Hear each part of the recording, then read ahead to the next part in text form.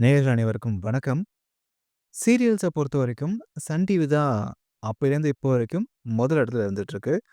ஆனாலும் சன் டிவியோட போட்டி போடுற அளவுக்கு பார்த்தீங்கன்னா, இப்போ புது புது சேனல் லைக் விஜய் டிவி ஆகட்டும், ஜீ தமிழ் ஆகட்டும், ஸோ இந்த மாரி சேனல்ஸ் எல்லாம் தொடர்ந்து புது புது சீரியல்ஸ கொண்டு வந்துட்டு தான் இருக்காங்க. அதுலயும் இப்போ சன் டிவி மாசத்துக்கு 2, 3 புது சீரியல கொண்டு வந்துட்டுருக்காங்க. மக்களோட ஃபேவரைட் சீரியலோட 2ஆம் பாகத்தையும் இப்போ கொண்டு வரப்போறாங்க.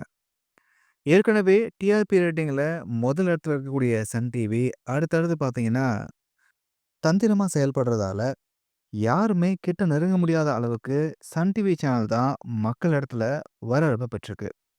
ஸோ, அந்த வகையில சன் டிவி சீரியல்ல நடிக்கக்கூடிய பிரபலங்கள் யார் மக்கள் இடத்துல அதிகமான வரவேற்பு பெறுறாங்களோ, அவங்கள குறி வச்சு ஒவ்வொருத்தங்களா விஜய் டிவி அவங்க பக்கம் இழுக்க ஆரம்பிக்கிறாங்க. ஸோ, அப்படிதான் எதிர்நீச்சல் சீரியல்ல ஜனனி கேரக்டர்ல நடிச்சிட்டு இருந்த மதுமிதா இப்போ விஜய் டிவில ஐயனார் துணை அப்படின்ற நாடகத்தின் மூலமா என்ட்ரி கொடுக்க போறாங்க. இத தொடர்ந்து எதிர்நீச்சல் சீரியல்ல குணசேகரனுடைய தங்கச்சியா பிரபலமா நடிச்சிருந்த ஆதிரியும் இப்போ எதிர்நீச்சல் 2ஆம் பாகத்துல நடிக்க போறதில்லன்ற தகவல் வெளியாயிருக்கு. ஏன் அப்படின்னா, அவங்களுக்கும் முக்கியமான ஒரு கதாநாயகி பொறுப்ப விஜய் டிவி குடுத்திருக்காங்க. அந்த வகையில விஜய் டிவில புத்தம் புது சீரியலான தனம் அப்டின்ற டைட்டிலோட ஆதிரி வந்து கமிட் ஆயிருக்காங்க. ஏற்கனவே இவங்களுக்கு சன் டிவி சீரியல் மூலம் அதிக வரவேற்பு கிடைச்சது.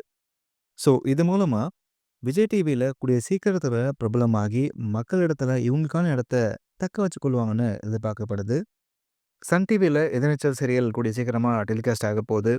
இதுல குணசேகரனோட ரோல்ல, அப்புறம் சக்தியோட ரோல்ல, அப்புறம் ஆதிரி ரோல்ல யார் நடிக்க போறாங்க அப்டின்ற கேள்வி தான் வந்துட்டுருக்கு.